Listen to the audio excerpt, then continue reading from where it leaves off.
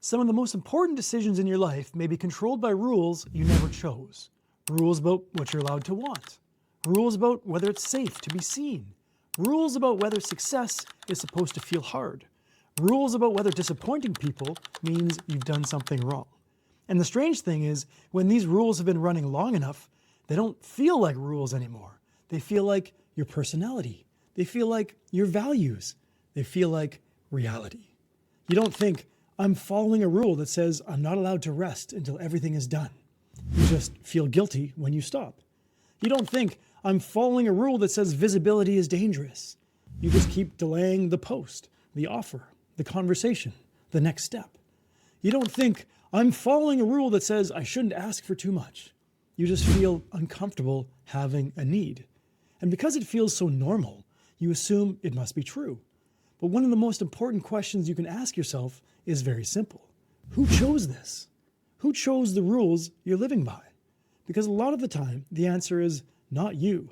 And if this idea resonates, I've put together a free subconscious starter kit that can help you begin understanding how these deeper patterns shape your thoughts, emotions, and behavior. You can find the link below. But for now, I want to start with where these rules often begin. When you first come into the world, you don't know anything about rules. You don't know how to perform. You don't know how to be agreeable. You don't know how to earn approval. You simply have needs. You need food, warmth, safety, touch. You need love. And ideally, love is not something you have to earn. It is something you receive because you exist. But as we grow, something begins to change. We start learning that approval can be gained or lost. Attention can be given or withdrawn. Connection can become conditional. We begin to sense that some versions of us are easier to love than others. The quiet version, the helpful version, the successful version, the low-maintenance version, the version that doesn't ask too much, want too much, feel too much, or upset the room. And this is where many invisible rules begin. Not as written instructions, as emotional lessons. When I behave this way, I get love. When I behave that way, I lose it. When I achieve, I am praised. When I disappoint people, I feel unsafe. When I express too much, I create tension. When I need less, I'm easier to love. And eventually, the search for love becomes the habit of following rules. Don't be too much. Don't stand out. Don't upset anyone. Don't make mistakes. Don't need anything. Don't become someone other people might not understand. Most people think they are making choices from freedom, but much of the time they are making choices from conditioning. They are not asking, what do I actually want? They are asking, what am I allowed to want? They are not asking, what would be aligned for me? They are asking, what keeps me safe, accepted, approved of, and out of trouble? That distinction is important. If you're living by rules you never chose, then even your ambition may be negotiated through fear. Even your dreams may be filtered through permission. Even your goals may be smaller than your actual desire, because part of you is still obeying an old instruction. Imagine a child who learns very early that things go better when she is easy. Not bad things necessarily, not dramatic things, just subtle things. When she's quiet, the room stays calm. When she doesn't ask for much, people seem relieved. When she helps, she gets praised. When she has a big feeling, people get tense. When she wants something inconvenient, she feels like a burden. So she adapts. She becomes thoughtful, considerate, responsible, mature for her age. Everyone says she's such a good kid. And in many ways, she is. But underneath the praise, a rule begins to form. My needs are safest when they are small. Nobody writes that rule down. Nobody says it out loud, but she learns it. Not intellectually, but emotionally. And then years pass. The child becomes an adult. Their circumstances change, but the rule remains. Now, she doesn't call it a rule. She calls it being responsible. She calls it being considerate. She calls it not wanting to be selfish. She calls it just how she is. But underneath, she struggles to ask for help. She feels guilty resting. She apologizes for having normal needs.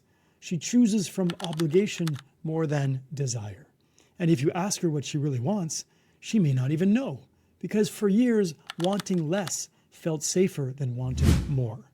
That is how a rule becomes a life. And this can happen in many different forms. Someone else learns don't stand out. Someone else learns don't fail publicly. Someone else learns don't become more successful than people around you. Someone else learns don't trust things when they feel easy. Different rules, same pattern. The rule starts as adaptation. Then it becomes identity. This is why just how I am is such a complicated phrase. Sometimes it's true. Sometimes you really are introverted. Sometimes you really do value responsibility. Sometimes you really do care about excellence. But sometimes just how I am is the most convincing disguise an old rule can wear. I'm just not someone who likes attention. I'm just a perfectionist. I'm just bad at asking for help. I'm just someone who needs to be prepared. I'm just responsible. I'm just realistic. Maybe. But maybe underneath that personality label is a rule. If I'm seen, I'll be judged. If I make a mistake, I'll be humiliated. If I ask for help, I'll become a burden. If I rest, I'm lazy. If I want more, I'm selfish. And once a rule has been repeated long enough, it stops feeling like an idea. It starts feeling like truth. This is where the science becomes useful. In psychology, there's a basic idea that we don't just respond to events. We respond to the meaning we attach to events. Two people can experience the same situation and live in completely different worlds.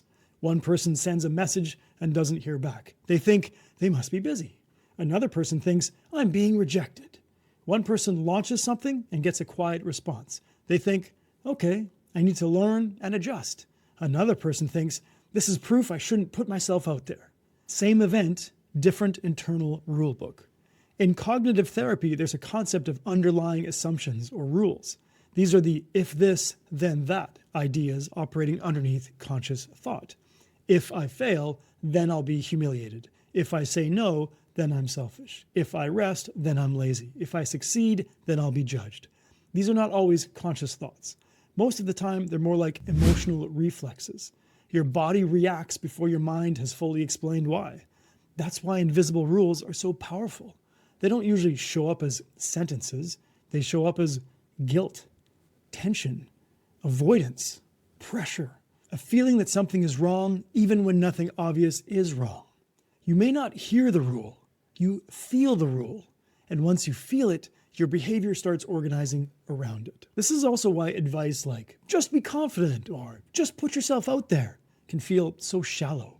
Because you're not just dealing with a surface level mindset problem. You may be dealing with an old internal rule that says being seen is unsafe. And if part of you believes being seen is unsafe, then visibility will not feel like opportunity. It will feel like exposure. That changes everything. Imagine someone growing up in an environment where standing out led to criticism. Maybe they were mocked for being excited. Maybe they were told not to think too highly of themselves. Maybe they watched other people get cut down when they became too successful or too different. That person may grow up with talent, intelligence, ambition, and real desire. But every time they get close to being more visible, something tightens. They tell themselves they need more clarity, more preparation, a better website, a better offer. And sometimes, yes, preparation matters. But sometimes preparation is not the real issue. Sometimes preparation is the socially acceptable explanation for an older rule. Don't be seen until it is impossible to criticize you. But of course, that day never comes. So the rule quietly runs the life. Not because the person is weak, not because they lack potential, because part of their system learned a long time ago that visibility came with a cost. This is where we have to be careful. Not every rule is bad. Some rules are wise. Some rules protect your integrity. Some rules help you live with discipline, honesty, kindness, and respect. The point is not to rebel against every rule. The point is to ask whether the rule was consciously chosen or unconsciously inherited. There is a big difference between a value and a rule. A value is something you choose because it reflects who you truly want to be. A rule is often something you obey because not obeying it feels dangerous. A value feels clean. A rule often feels tight. A value gives you direction. A rule threatens you with guilt, fear, rejection, or shame. So the question is not, do I have rules? Of course you do. Everyone does. The question is, are these rules serving the life I'm trying to create now? Or are they protecting a version of me that learned them a long time ago? There's an old idea I've always liked. It's that a fish doesn't know it's in water. Not because the water is hidden, because the water is everywhere. It is the environment the fish has always known. Invisible rules are like that. They are not hidden because they are far away. They are hidden because they are too familiar. You don't notice the rule that says love must be earned if you've spent your whole life earning approval. You don't notice the rule that says success requires suffering if everyone around you treated ease with suspicion.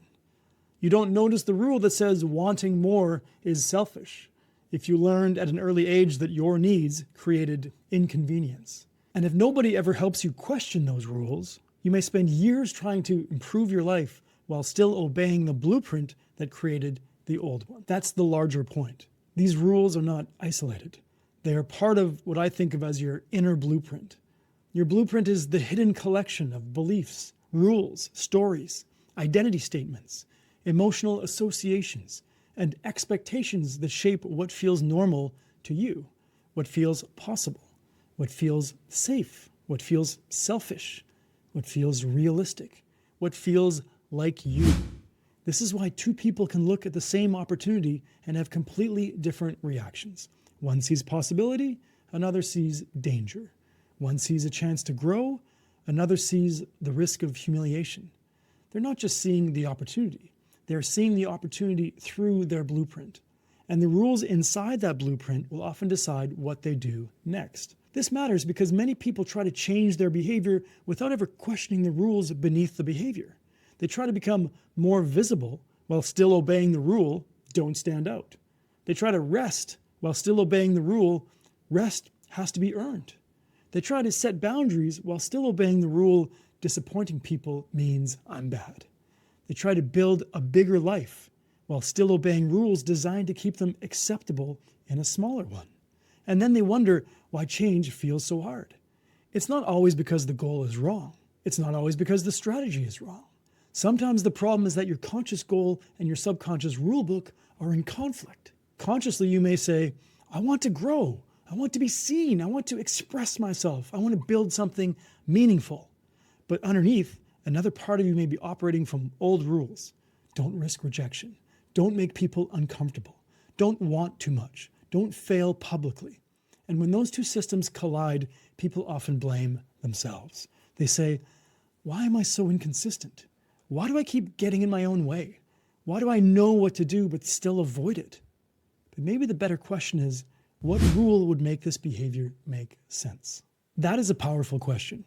Behavior that looks irrational on the surface often makes sense when you understand the rule underneath. Overworking makes sense if the rule is rest makes me irresponsible. People-pleasing makes sense if the rule is conflict means rejection. The behavior may be limiting, but it is not random. There's usually an intelligence underneath it. Not always a wise intelligence, but an old protective intelligence. A part of you trying to prevent a familiar kind of pain. And this is where compassion is important. When you start seeing your rules, the point is not to attack yourself for having them. The point is to understand that many of them were learned for a reason. At some point, they may have helped you belong. They may have helped you avoid criticism. They may have helped you earn approval. They may have helped you survive emotionally in an environment where certain things were not safe to express. But the rule that helped you adapt then may be limiting you now. That's the tragedy of old programming. It can be outdated and still feel protective. It can be limiting and still feel familiar. It can be painful and still feel like home. So, how do you begin? Not by forcing yourself to break every rule, not by declaring war on your past, not by turning this into another reason to criticize yourself. You begin by noticing. That sounds small, but it isn't. Because the moment you can see the rule, you're no longer completely inside it. You can begin to create a little distance. You can ask, who chose this? Where did I learn this?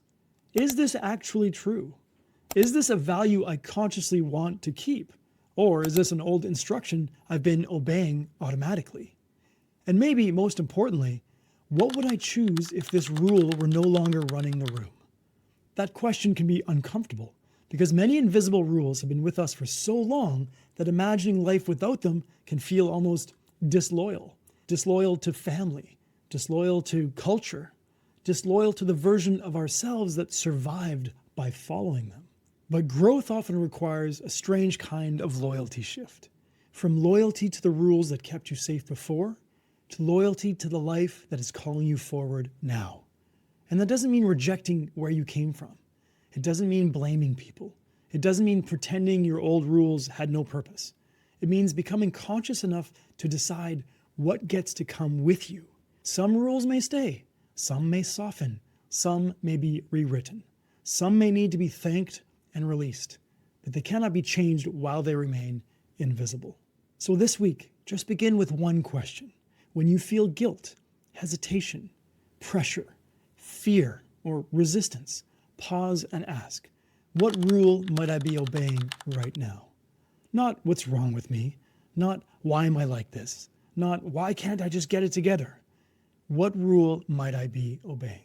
That one question can change the way you see your life, because you may start to notice that some of the limits you thought were reality are actually instructions. Some of the patterns you thought were personality are actually protection. Some of the choices you thought were freedom are actually obedience. And once you see that, something opens. Because if a rule was learned, it can be questioned. If it was inherited, it can be examined. And if it was absorbed, it can be updated. And if it was never truly yours, you may not have to keep living by it. You may be living by rules you never chose, but you don't have to keep mistaking them for truth. If this made you realize there may be more happening beneath the surface than you thought, I put together a free subconscious starter kit to help you begin understanding how these deeper patterns shape your thoughts, emotions, and behavior. You can find the link below. And for now, just carry this question with you. Who chose this? Remember, breakthroughs begin within. Bye for now.